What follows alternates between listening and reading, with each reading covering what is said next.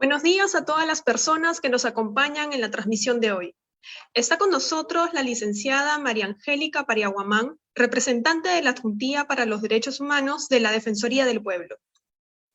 Hoy en Defensoría en Directo hablaremos sobre refugio, migración y expulsión de personas extranjeras.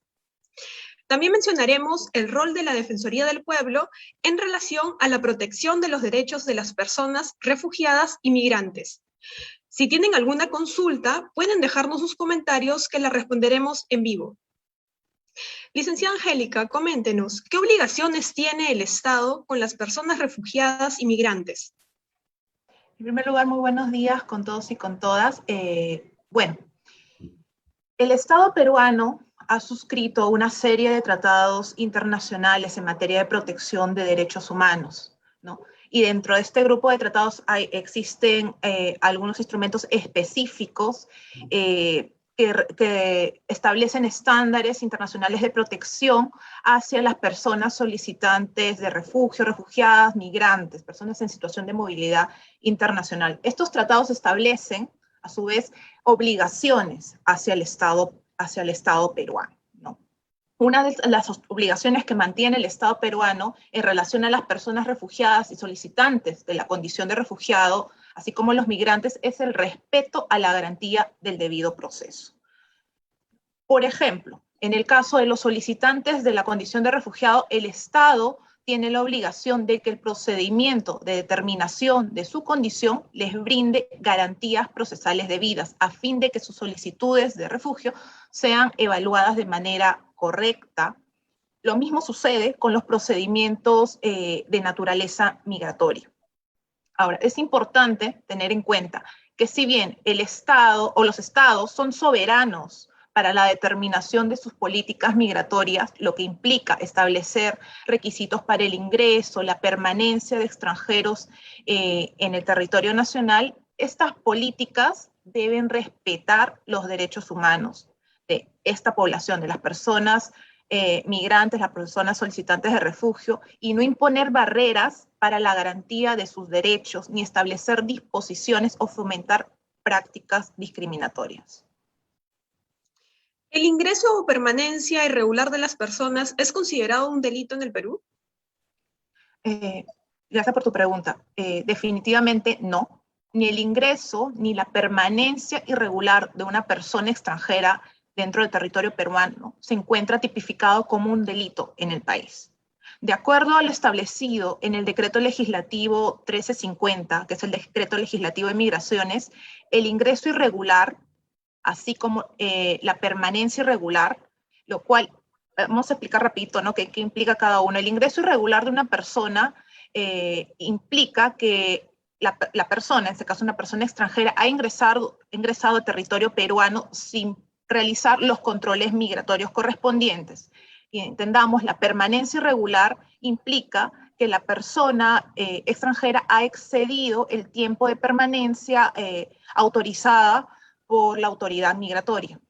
Es decir, ninguno de estos supuestos se encuentran establecidos como un delito, ¿no? En territorio nacional. Más bien son considerados como infracciones de tipo administrativo.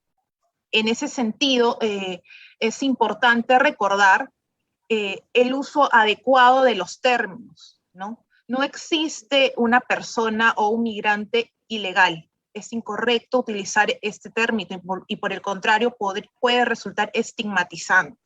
La terminología correcta a emplear es referirnos a una persona en situación o condición migratoria irregular. ¿Cuáles son los tipos de sanciones que se pueden imponer a las personas extranjeras que cometen infracciones migratorias? La ley de migraciones establece 3 tipos de sanciones, ¿no? La multa, la salida obligatoria y la expulsión del país. La multa es una sanción de naturaleza de tipo pecuniaria, ¿no? Cuyo monto variará según el tipo de infracción que cometa la persona. Algunas de las faltas que podría llevar a la imposición de una multa son el exceso de permanencia, que ya lo comentamos, o el no solicitar la prórroga de la residencia dentro del plazo legal establecido.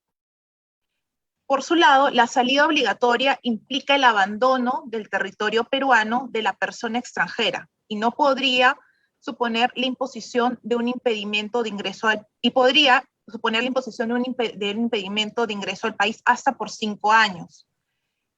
Por ejemplo, este tipo de sanciones podría imponerse a las personas que ingresaron de forma irregular al país y no solicitaron su regularización ante migraciones. Y por último, la expulsión. Al igual que la salida obligatoria implica el abandono del territorio nacional y la imposición de un impedimento de ingreso al país de hasta por 15 años. Este tipo de sanciones podría ser aplicada a las personas que usan datos o documentos falsos para realizar trámites migratorios. Esos son los 3 tipos de sanciones migratorias que establece la legislación peruana. ¿Las personas extranjeras pueden ser detenidas en el marco de operativos de fiscalización migratoria? No. Definitivamente la detención de personas extranjeras por motivos migratorios es abiertamente inconstitucional. No se debe recordar que la privación de la libertad de una persona solo puede darse por parte de autoridades policiales en supuestos de flagrancia o si se cuenta con una orden judicial debidamente motivada que avale dicha detención. En este caso, no se puede detener a una persona por haber incumplido, por tener una infracción migratoria. ¿Cómo se debe proceder si se identifica a una persona solicitante de refugio o refugiada en un operativo de fiscalización migratoria? Al identificar a personas solicitantes de la condición de refugio o personas refugiadas dentro del marco de un operativo de fiscalización, se debe proceder de forma inmediata a informar sobre el caso a la Comisión Especial para los Refugiados. O en su defecto, si se identifica a esta persona en una región del país, se podría informar a la oficina desconcentrada del Ministerio de Relaciones Exteriores. Es importante recordar que a las autoridades que las personas solicitantes de la condición de refugiado o de refugiados en el país se encuentran protegidas por principios básicos, ¿no? Que son los cimientos de la protección de esta población. Y estos principios son el principio de no devolución, la no expulsión y la no sanción por ingreso irregular. Y es importante tener en cuenta que la determinación de la vigencia o no de la solicitud de refugio solo corresponde al órgano competente. En este caso es a la Comisión Especial para los Refugiados del Ministerio de Relaciones Exteriores. ¿La autoridad migratoria puede expulsar a un solicitante de refugio o a un refugiado?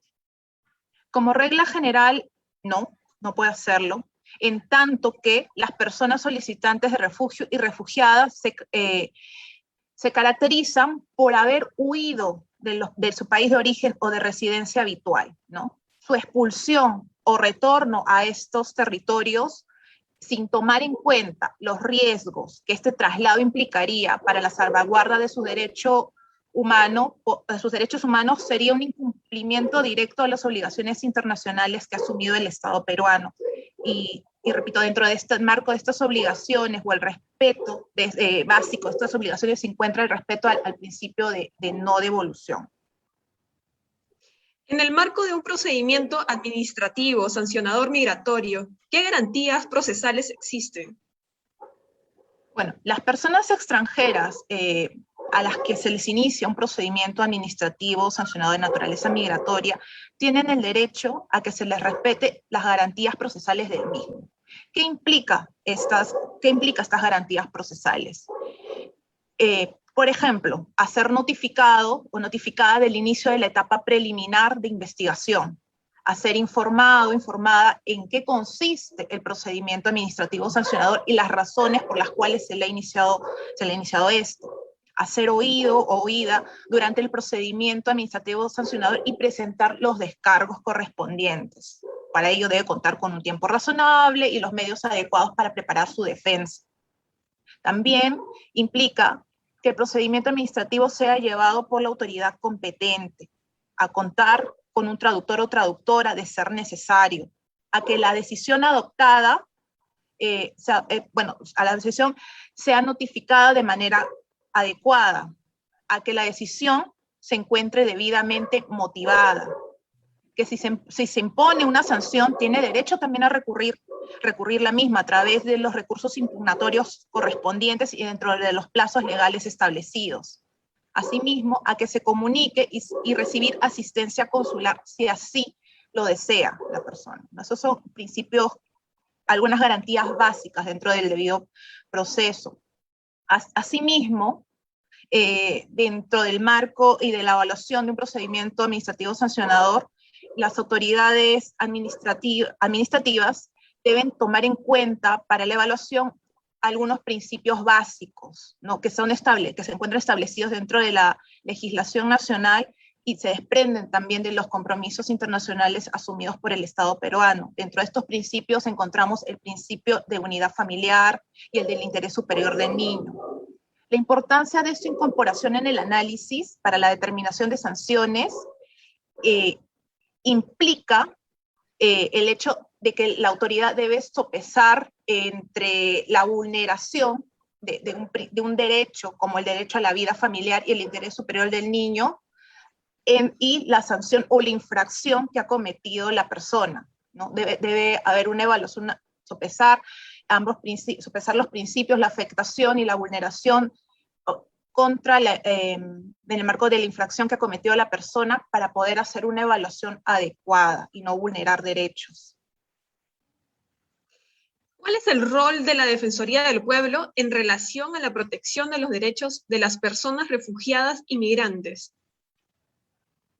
La Defensoría del Pueblo tiene entre sus competencias la defensa de los derechos constitucionales, así como la supervisión de los deberes de la administración estatal y prestación de los servicios públicos a la ciudadanía.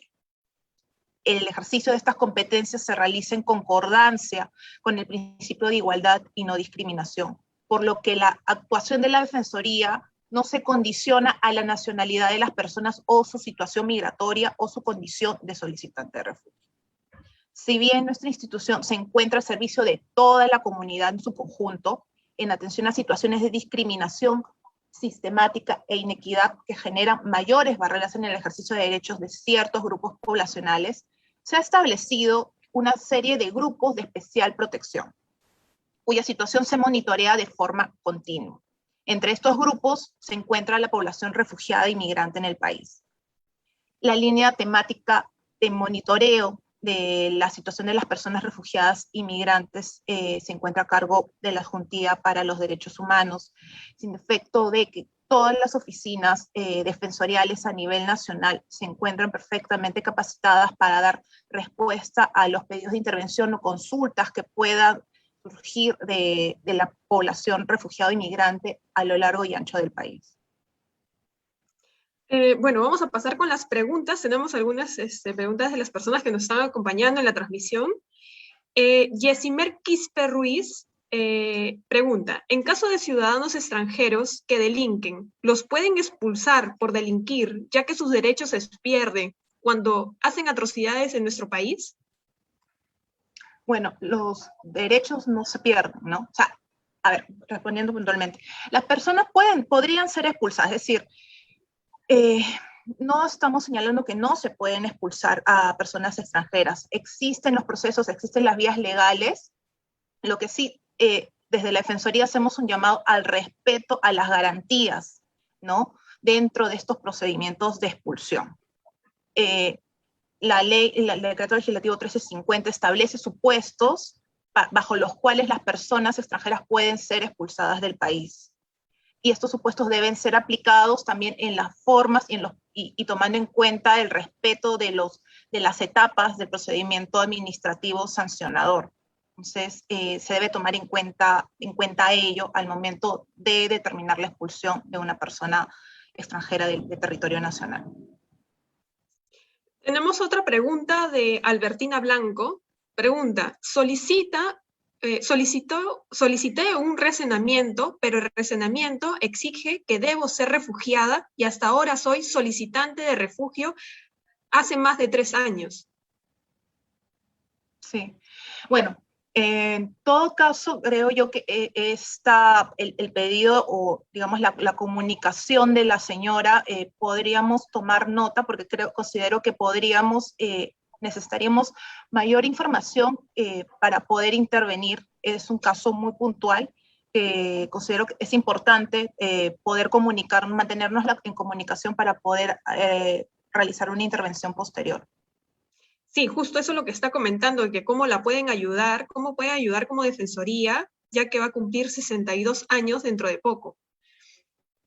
Sí, definitivamente hay que tomar en cuenta varios factores más. Necesitamos información adicional para poder evaluar el caso, pero desde la Defensoría podremos, con la información adicional que nos pueda brindar la ciudadana, podemos hacer una evaluación mucho más puntual y poder realizar las acciones de intervención correspondientes, ya sea ante la Comisión Especial para los Refugiados o ante la autoridad migratoria.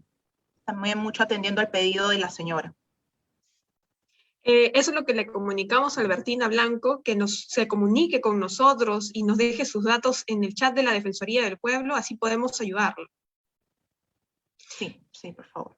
Bueno, estamos viendo que no tenemos más preguntas. Muchas gracias, licenciada Angélica, y muchas gracias por acompañarnos en el día de hoy en esa transmisión que nos acompaña. Hasta la próxima. Muchas gracias.